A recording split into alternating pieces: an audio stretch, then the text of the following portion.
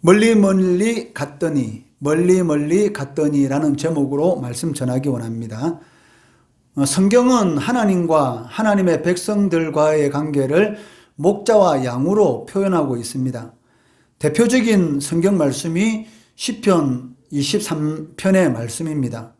여호와는 나의 목자시니 내게 부족함이 없으리로다 라고 말씀하고 있는 바와 같이 양은 목자와 가까우면 가까울수록 양육강식의 법칙 속에서 안전한 삶을 누릴 수가 있고 만족한 삶을 살 수가 있다는 것이죠. 그런데 양이 목자의 간섭을 받기 싫다고 멀리 멀리 가게 되면 어떻게 되겠습니까? 두말할 필요도 없이 낭떠러지에 떨어져 죽든지 아니면 맹수의 밥이 될 것입니다. 누가복음 15장에 보시면 이 탕자의 그 이야기가 나오고 있습니다. 아버지의 품을 떠나서 간섭을 받지 않고 멀리 멀리 가면 자유롭고 행복한 삶을 살 줄 알았습니다. 그러나 거기에는 자유롭고 행복한 삶이 기다리고 있었던 것이 아니라 노예의 삶과 같은 큰 억압의 고통이 기다리고 있었던 것입니다. 누가복음 15장 15절 16절 말씀해 보시면 가서 그 나라 백성 중 한 사람에게 붙여 사니 그가 그를 들로 보내어 돼지를 치게 하였는데 그가 돼지 먹는 지엄 열매로 배를 채우고자 하되 주는 자가 없는지라 라고 말씀하고 있습니다. 이 둘째 아들은 아버지가 살아 계신데도 불구하고 아버지의 간섭이 싫어서 자기 마음대로 살면 행복하고 자유로울 것 같아서 살아계신 아버지에게 유산을 분배해달라고 말을 하게 됩니다. 아버지는 이 둘째 아들의 그 말대로 유산을 분배해 주죠. 그 둘째 아들은 아버지가 분배해 준 그 유산을 가지고 멀리 될 수 있으면 아버지를 멀리 떠나서 타국에서 허랑방탕한 생활을 하기 시작합니다. 돈이 있을 때는 얼마나 행복하고 돈이 있을 때는 이방인들도 자신을 알아줍니다. 그러나 막상 돈이 다 떨어지고 그 땅에 흉년이 들었을 때에 어떤 상황에 처하게 되었습니까? 조금 전에 읽은 그 말씀을 보니까 돼지가 먹는 지엄 열매로 배를 채울 수가 없는 그런 상황 가운데 처했다는 것이죠. 그리고 유대인들은 돼지를 부정한 동물로 여기기 때문에 돼지 치는 일을 하지 않습니다. 이제는 유대인으로서의 정체성까지 잃어버리는 그런 상황까지 떨어지게 되었던 것입니다. 이를 통해서 우리가 알 수가 있는 것은 진정한 자유와 만족한 삶은 아버지와 가까우면 가까울수록 누릴 수 있다는 것입니다. 물론 여기서 말하는 아버지는 하나님을 의미합니다. 탕자는 자신의 잘못을 깨닫고 아들 취급을 받지 못하더라도 아버지께 돌아가겠다라는 그러한 결심을 하고 집으로 돌아오게 됩니다. 그때 아버지는 이 돌아온 이 아들을 향해서 배은 망덕한 아들이다 라고 했습니까? 그렇지 않다는 것이죠. 누가복음 15장 22절 23절 말씀해 보시면 아버지는 종들에게 이르되 제일 좋은 옷을 내어다가 입히고 손에 가락지를 끼우고 발에 신을 신기라.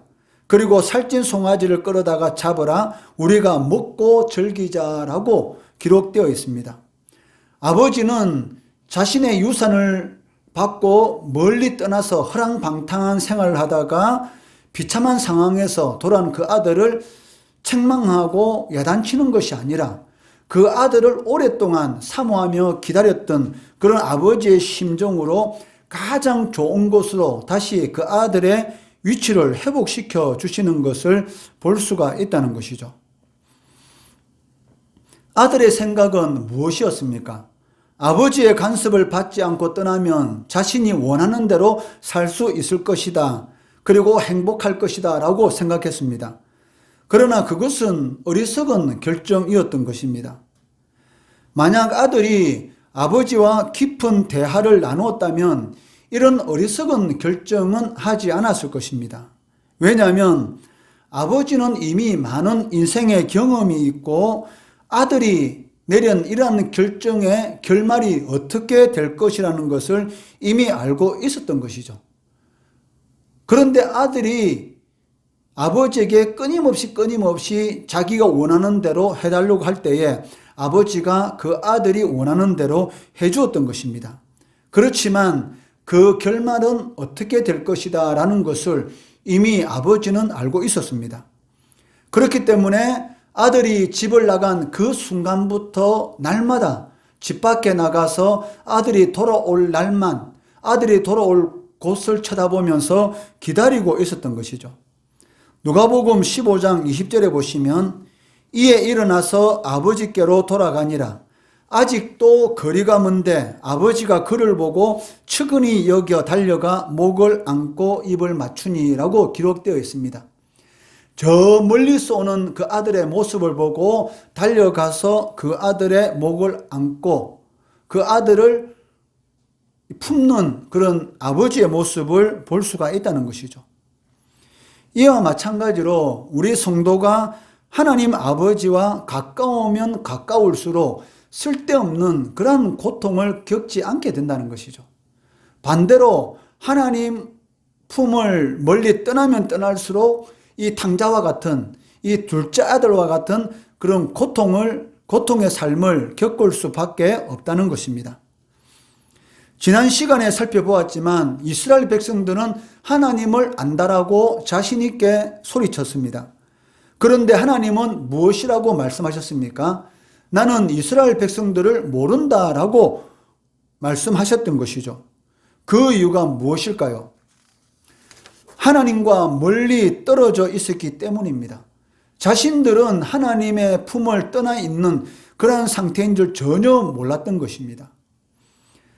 찬송가 387장은 우리가 잘 알고 즐겨 부르는 곡입니다.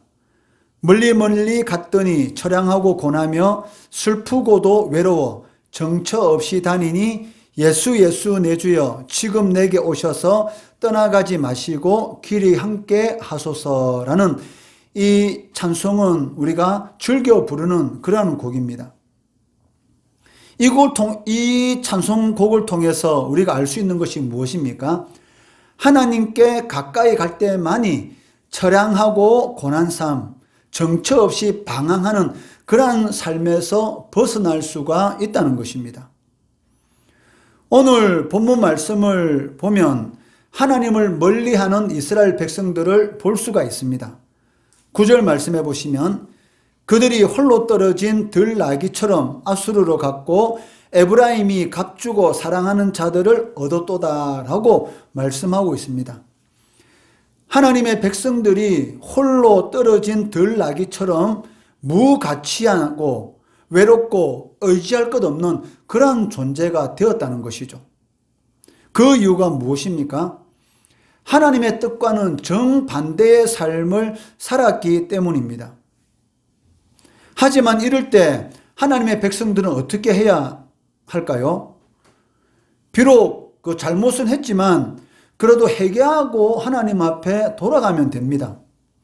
그런데도 불구하고 어처구니 없게도 돌아가야 할 하나님께로 돌아가지 않고, 즉 가까이 해야 할 하나님은 가까이 하지 않고 아수르와 이방 나라들에게 조공을 바치면서 그 나라들을 가까이 하고 있었다는 것입니다.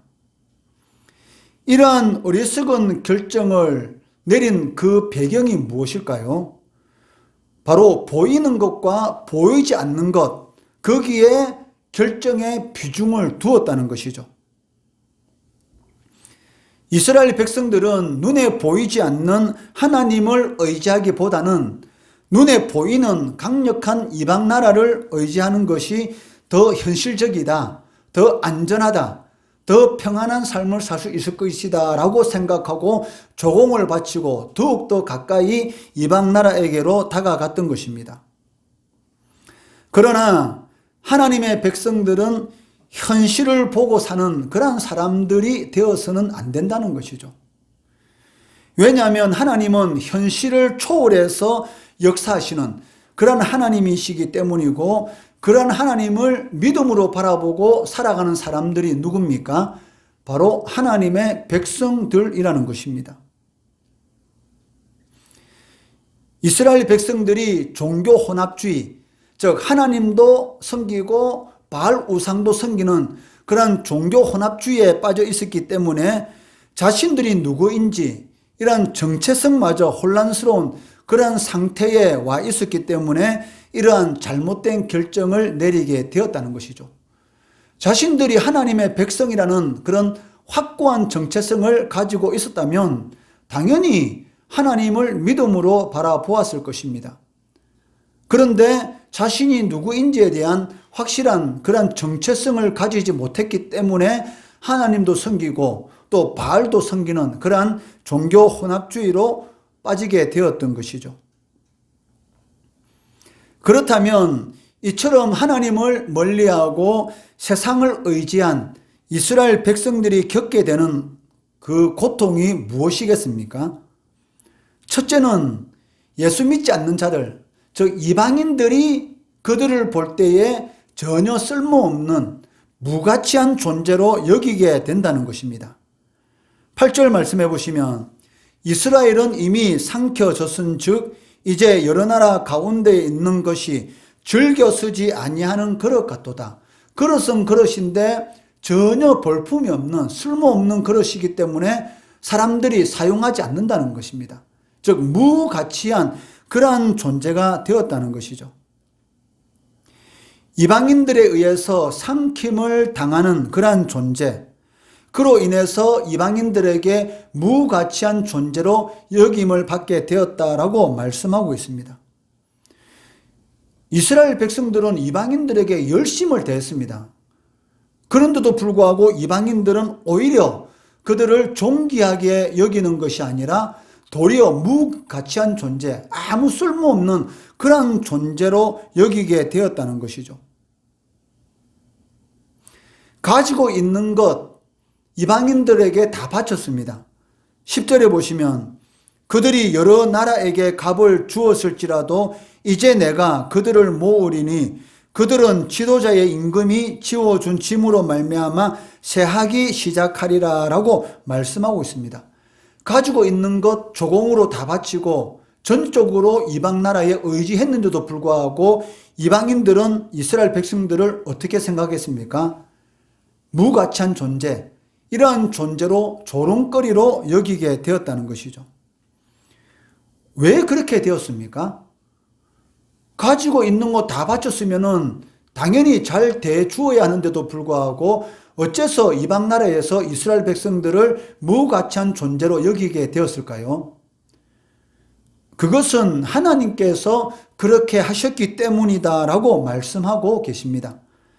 10절 말씀 하반절에 보시면 그들은 세하기 시작하리라 라고 말씀하고 있는 것처럼 하나님께서 그렇게 만드셨다는 것입니다.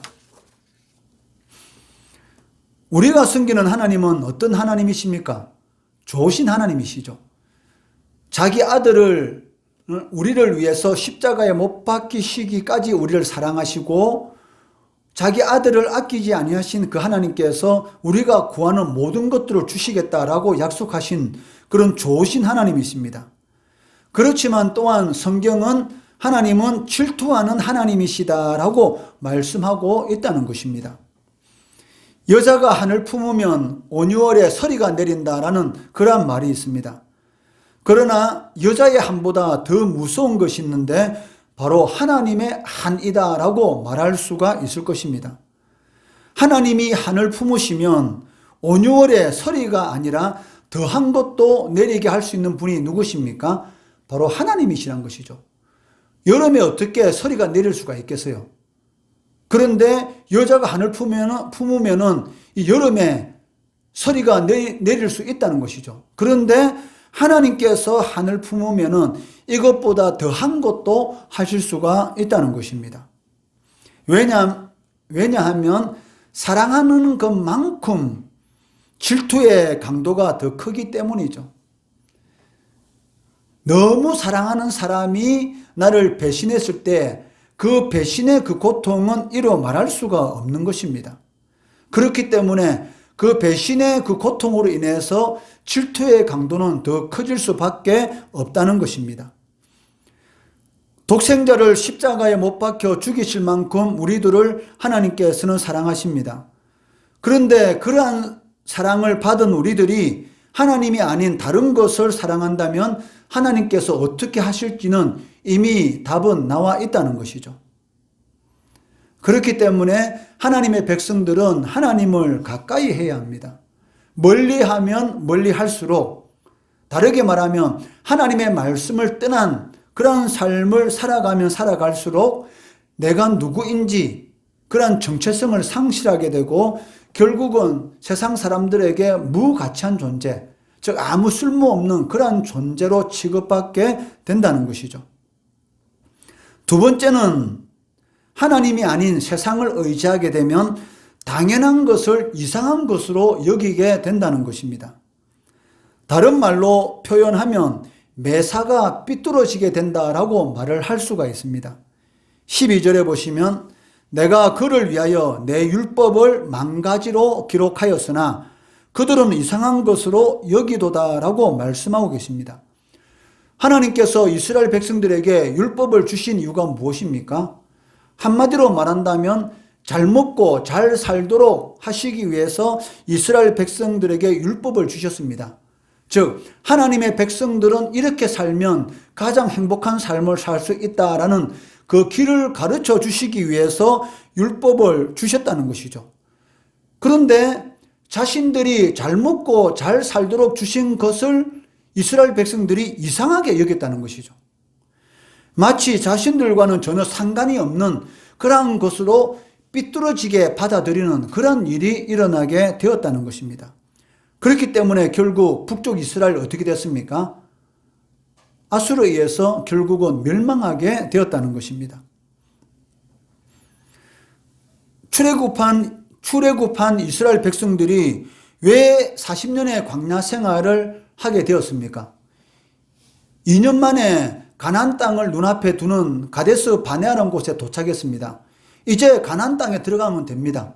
젖과 꿀이 흐르는 땅, 하나님께서 약속하신 가나안 땅을 눈앞에 두고 이제 들어가면 되는데 12명의 정탐꾼 중에서 10명이 하나님의 약속하신 그 땅, 젖과 꿀이 흐르는 가장 좋은 땅을 삐뚤어진 그런 눈으로 보게 되었던 것이죠.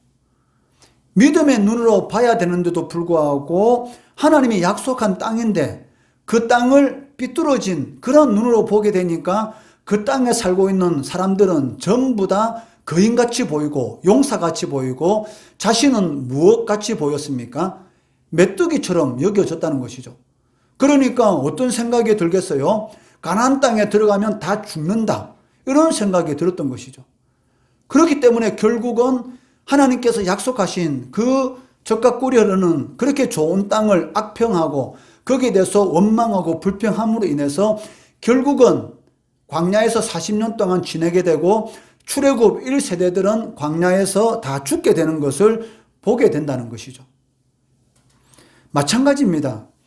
우리도 하나님을 떠나고 세상을 의지하는 그런 삶을 살게 되면 내 의도와는 전혀 상관없이 모든 것이 삐뚤어지게 보이게 돼요.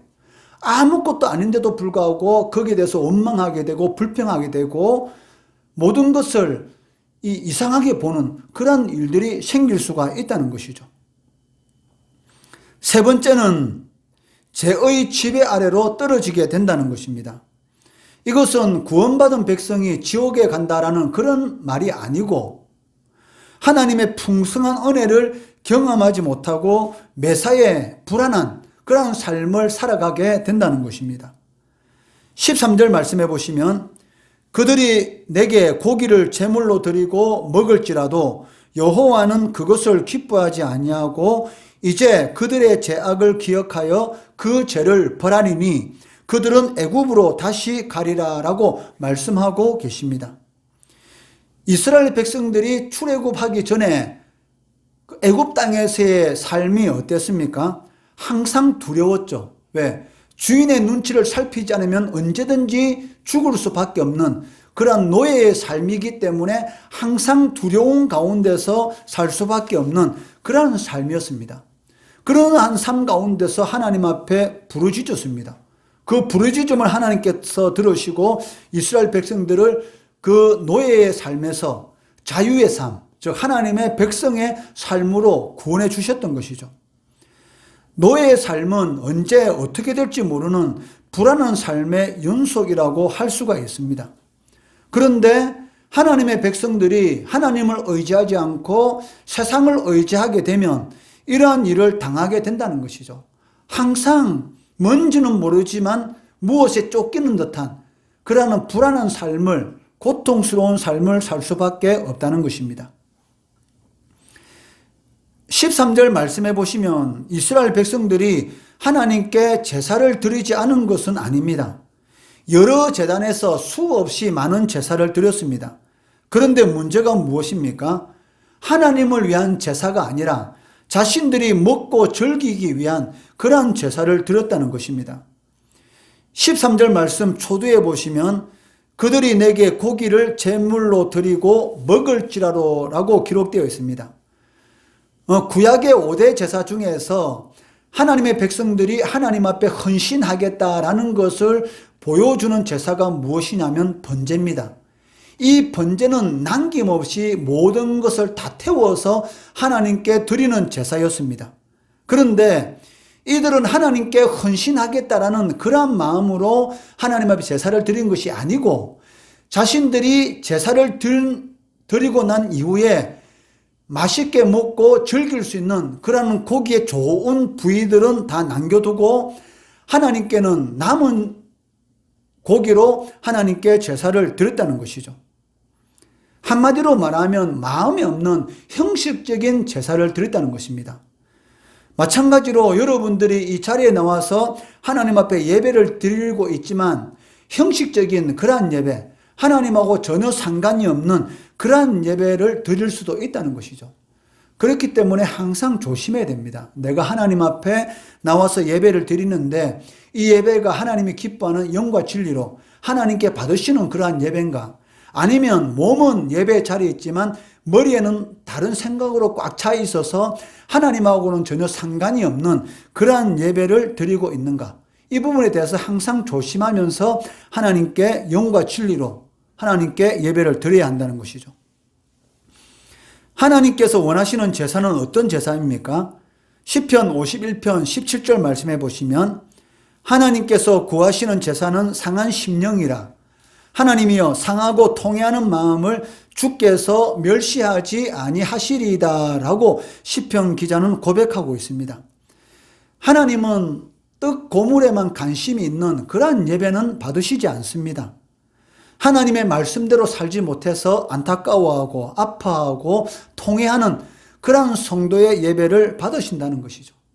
하나님 앞에 나와서 예배를 드릴 때에 내가 하나님 앞에 하나님의 말씀대로 제대로 살지 못해서 너무나 마음이 아프고 하나님 앞에 죄송스럽고 통회하는 그러한 자들의 예배를 하나님께서는 받으신다는 것입니다.